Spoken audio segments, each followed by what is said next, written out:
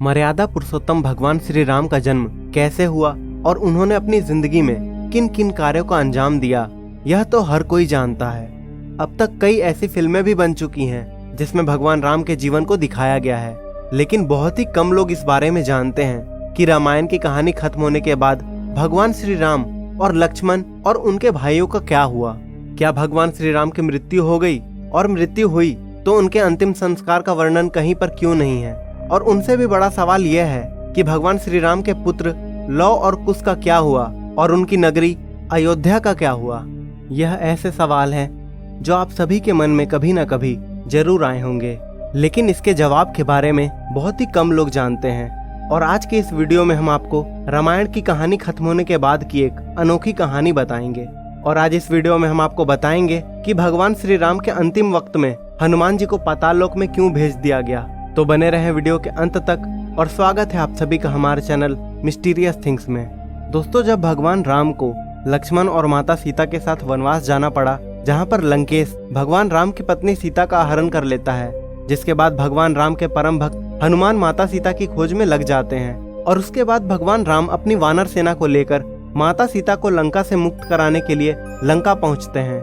लंकेश को मृत्यु के घाट उतारने के बाद माता सीता को लेकर अपनी नगरी अयोध्या पहुंचते हैं, जहां पर माता सीता के ऊपर आरोप लगाने के बाद उनकी अग्नि परीक्षा ली जाती है।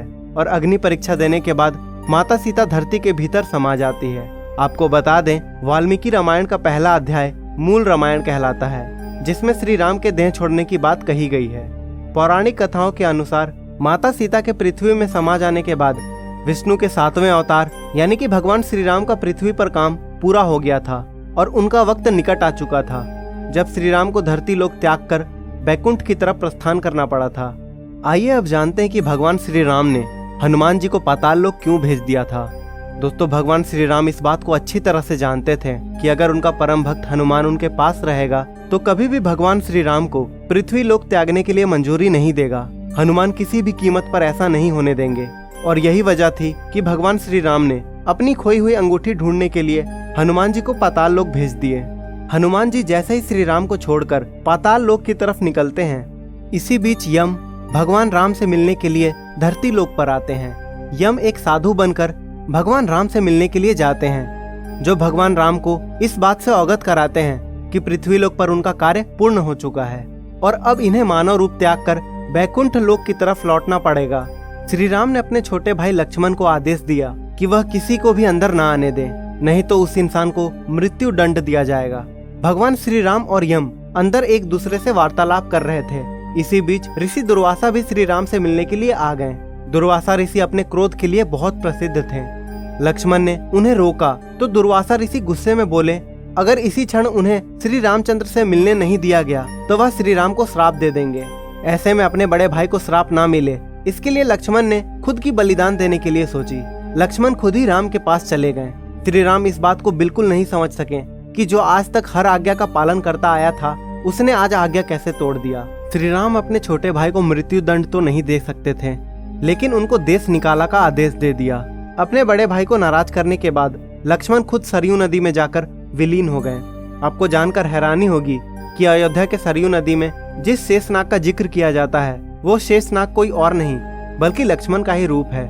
कहा जाता है कि लक्ष्मण शेषनाग का ही मानव रूप थे, जिन्होंने मानव अवतार इसलिए लिया था ताकि वह हर वक्त भगवान राम की सेवा कर सके। लक्ष्मण के सरयू नदी में समाधि लेने के बाद राम दुखी हुए और उन्होंने जल समाधि लेने का निर्णय किया। भगवान श्री राम ने पवित्र सरयू नदी में प्रवेश किया। उसके बाद एक दिव्य में विमान आया। उस समय में भगवान का स्वरूप बदल गया और उनके शरीर में 2 की जगह 4 भुजाएं हो गईं।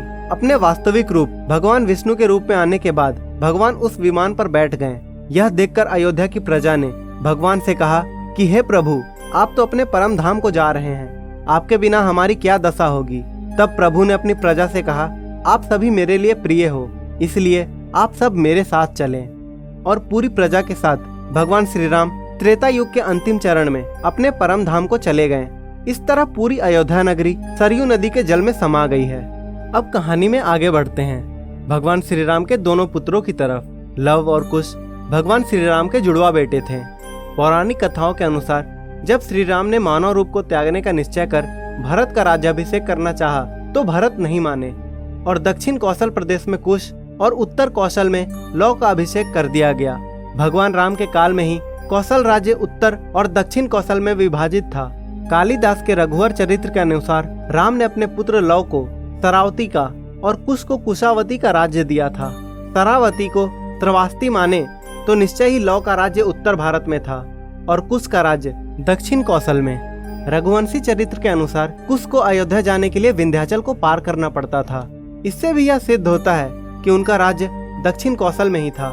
कुश की राजधानी कुशावती आज के बिलासपुर जिले में है और कौशला को राम की माता कौशल्या की जन्मभूमि माना जाता है। वहीं दूसरी तरफ ऐतिहासिक तथ्यों के अनुसार लव ने लवपुरी नगर की स्थापना की थी।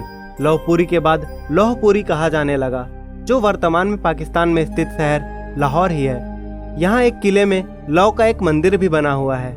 दक्षिण पूर्व एशियाई देश लाओस थाई नगरी दोनों ही उनके नाम पर रखे गए हैं। ऐसा माना जाता है कि इसके बाद लौ के वंशज गुजरात चले गए और मेवाड़ में आकर बस गए, जहाँ इन्होंने सिसोदिया वंश की स्थापना की।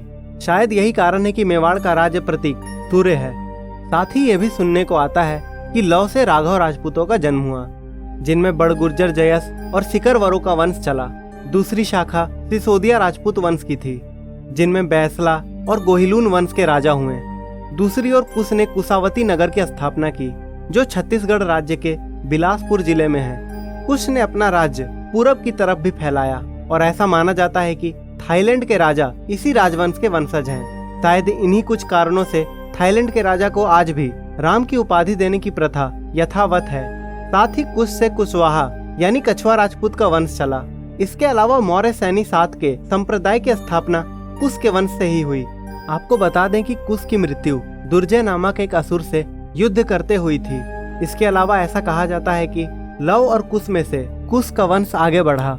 इसी कारण इतिहास में भी कुश के ही वंशजों का वर्णन ज्यादा मिलता है। पुराणों में दूसरे सूर्यवंशी राजाओं का भी जिक्र मिलता है, जिसमें एक राजा सिद्धार्थ यानी गौतम बुद्ध का भी है। सूर्यवंश के अंतिम राजा के रूप में राजा सुमित को भी जाना जाता है, जिनको नंद वंश के स्थापक पद्म आनंद ने हराकर अयोध्या को कब्जा में ले लिया था। और ये समय ईसा पूर्व से 450 से 360 के आसपास रहा होगा। ऐसे में सवाल उठना लाजमी था कि भगवान राम का वंशज आज भी हमारी पृथ्वी पर मौजूद है, या फिर ऐसा तो नहीं जो भगवान राम का वंशज है वो कहीं किसी काल में पूरी तरह से खत्म हो गया। तो दोस्तों, आपको बता दें कि 2019 में भारत की सर्वोच्च अदालत ने ये पूछा था कि क्या राम के वंशज का अस्तित्व है। तब जयपुर के राज परिवारों में दिया कुमारी ने पत्रावली के जरिए कुछ सबूत पेश किए थे, जिस पर भगवान राम के सभी वंशजों के नाम क्रमानुसार लिखे हुए थे।